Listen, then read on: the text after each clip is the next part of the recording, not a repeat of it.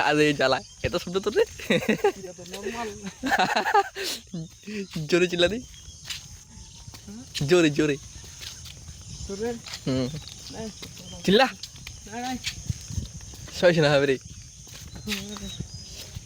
হাতির মতন কাকাই রে শুভ বক্সটা বলা তোরা আদি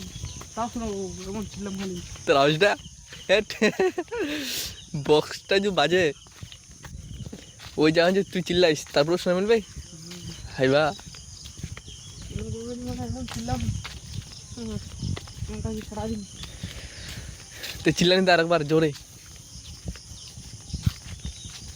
চিল্লা রে নাই কেন শরম লাগায় ছিলাম কি করবো দাঁড়া তো ঝুলবার খানতে দুসে ঝুলবার ফাঁসে কেন